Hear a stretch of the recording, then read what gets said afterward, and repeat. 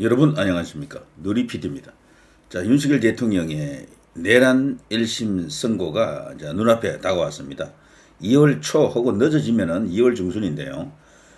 이제 공판이 몇 번 남지 않았습니다. 전체적으로 한 4번, 5번 정도 공판하면 끝날 것 같은데요. 자, 그런데 지금까지 우리가 하나 이제 이해가 안 되는 게 있는데요.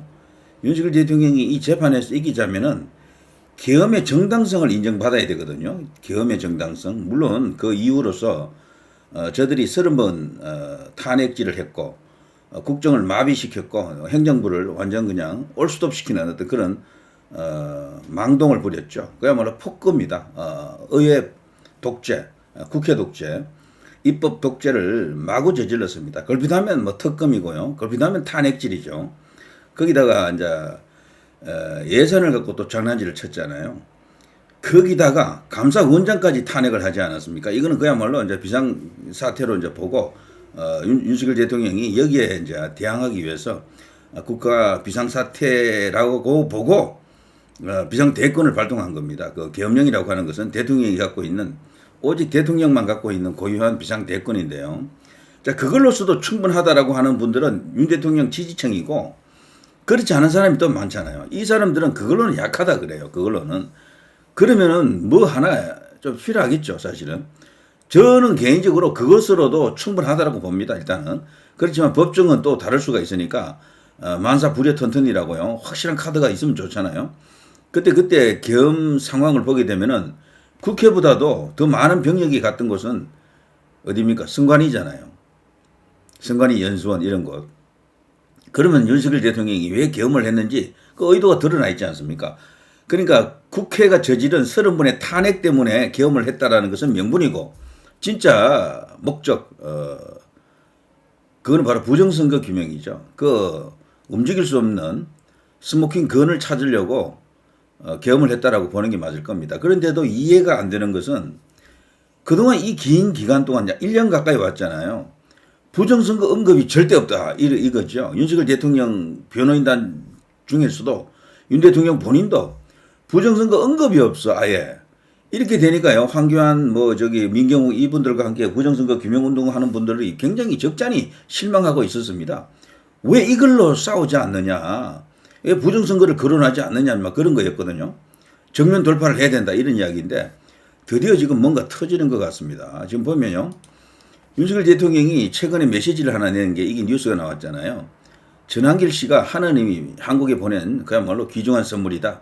옥중 편지가 지금 공개가 됐는데 이게 의미심장해요. 사실 윤석열 대통령 석방을 외치는 자유우파라고 할까 이런 분들은 많습니다.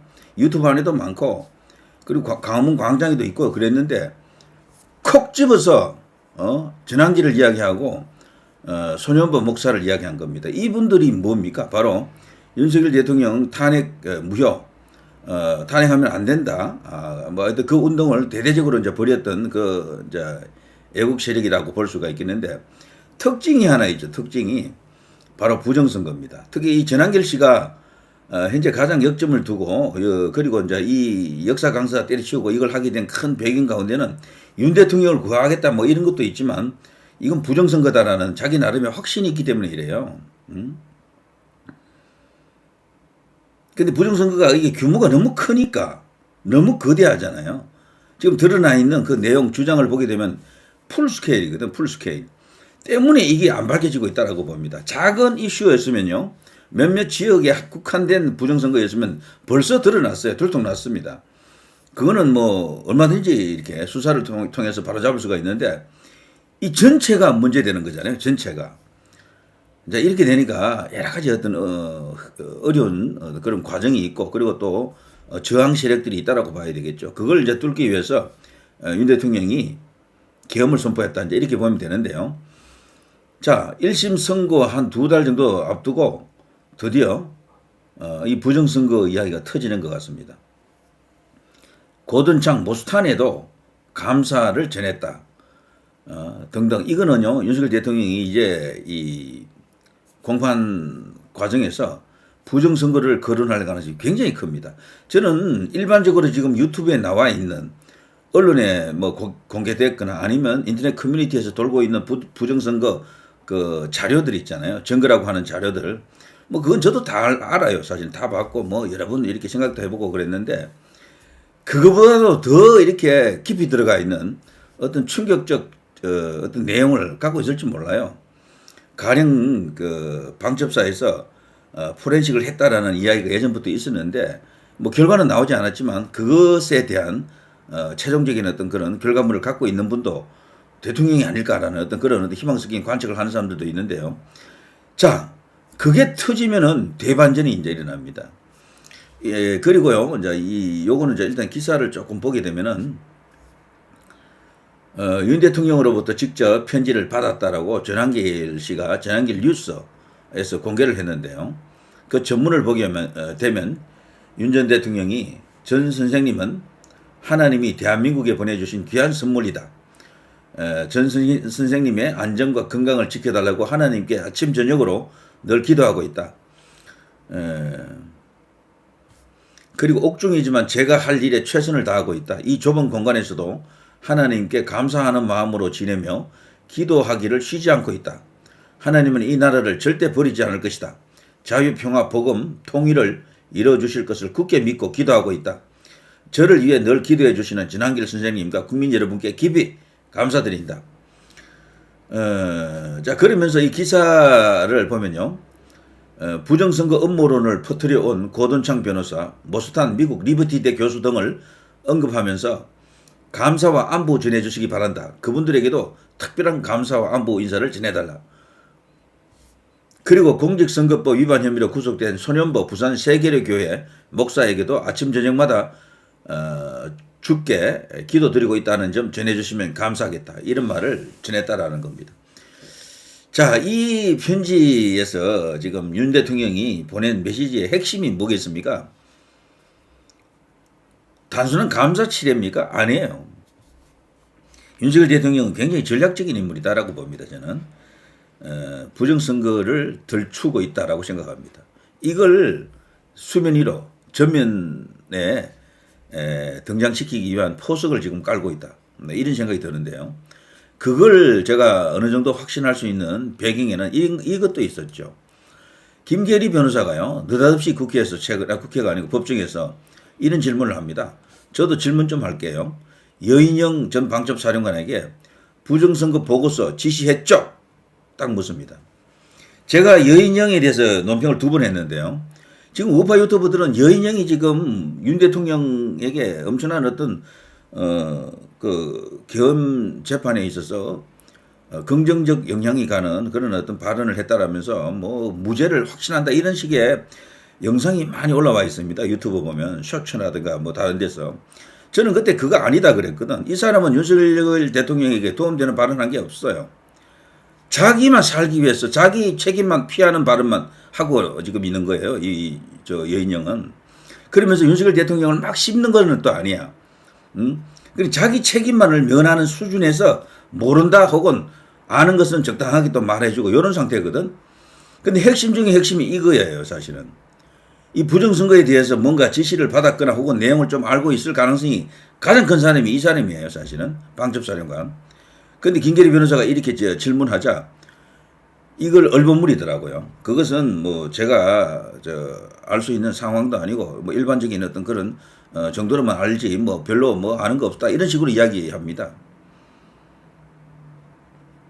상당히 실망스럽지만 이거 자체가요 뭐 좋습니다. 여인영은 얼마든지 이렇게 나올 수가 있는 인물이다라고 저는 그렇게 봤어요.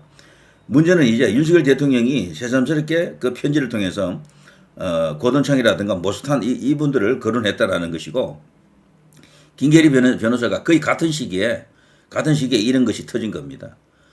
왜 갑자기 부정선거를 질문합니까? 저는 이것을 보면서 윤석열 대통령이 전체적으로 이 무죄를 이끌어내기 위해서는 계엄의 정당성 이것을 100%는 아니라 할지라도 어느 정도 큰 공감을 이제 이루어야 되는데 기존에 있던 탄핵 저들이 민주당이 30번 했다. 뭐 등등 여러 가지 어떤 국정을 발목 잡은 그런 어떤 이슈가 충분히 있지만 그걸로는 좀 약하다라고 볼 수 있어요. 어떤 면에서는.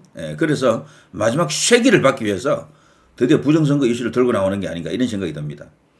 사실 이걸 해야 돼요. 윤석열 대통령이 거기서 법정 투쟁을 통해서 부정선거를 이슈를 제기하게 되면은 정말로 새로운 차원으로 넘어갑니다. 지금까지 이대로 놔두면은 대한민국에서 부정선거는 규명되기 어렵습니다. 결국 법정에 가야 되는데 되겠어요? 수사가 이루어지겠습니까? 이재명이 지금 정권 잡았는데 수사 이루어지겠어요? 수사 안 한다니까. 그럼 수사 안 하는데 재판이 있습니까? 없는 거야. 그러자면은 엄청난 어떤 그 외풍, 힘 이런 것이 필요한데 지금 상태에서는 새로운 추가 동력이 생기기 힘들어요. 기존의 부방대, 황교안, 민경욱, 그 밖에 다른 어떤 부정선거 규명 운동하는 애국 시민들 이 상태에서 새로운 어떤 형질의 어떤 변화가 일어나기 어렵습니다. 딱 그 수준에서 그냥 머물고 있다니까. 뭐 진척이 있다 하더라도 아주 미세한 진척이 있는 거죠. 이렇게 되면 병년하청입니다. 뭔가 새로운 어떤 기폭제가 필요하거든. 저는 그걸 지금 윤 대통령이 자각하고 있는 게 아닌가.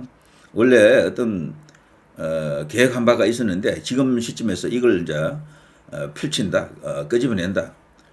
그야말로 새로운 어떤 전쟁의 시작이다. 이렇게 이제 볼 수도 있지 않겠나. 이런 생각을 문득 해봤습니다. 이게 제가 지금 보고 있는 이게 단순한 내피셜이 아니고요. 합리적 어떤 그런 추측인데요.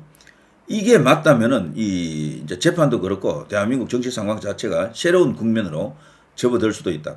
여기에 만일에 트럼프 대통령이 화답을 해준다 그러면은 이거는 뭐 그야말로 뭐 대박 터지는 거죠. 윤석열과 트럼프의 그 부정선거 공조, 정말 상상만 해도 어마어마한 일이 이제 벌어질 것 같은 그런 느낌이 들지 않습니까? 근데 우연히 일치치고는 너무도 묘하다.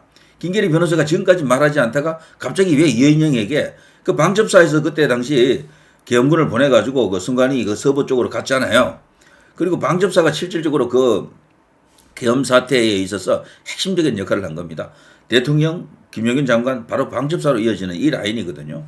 뭐 충항보 라인이라고도 합니다만 뭐 그걸 떠나서 보더라도 가장 많은 핵심 기밀 정보에 접근해 있는 사람은 여인형입니다. 그것을 추궁하는 김계리 변호사의 이유가 뭐겠습니까? 자, 저는 분명히 대통령 쪽에서 어떤 카드를 갖고 있을 것으로 봤는데 이것이 1심 끝나고 나서 던지면 조금 늦잖아요, 사실은. 그리고 1심 가운데서 아직도 공판은 몇 번 남았으니까요. 한번 기대를 걸어보겠습니다. 여러분도 이거 기다리고 있는 것 아닙니까? 솔직히 말해서. 자, 누리 PD 김전희였습니다.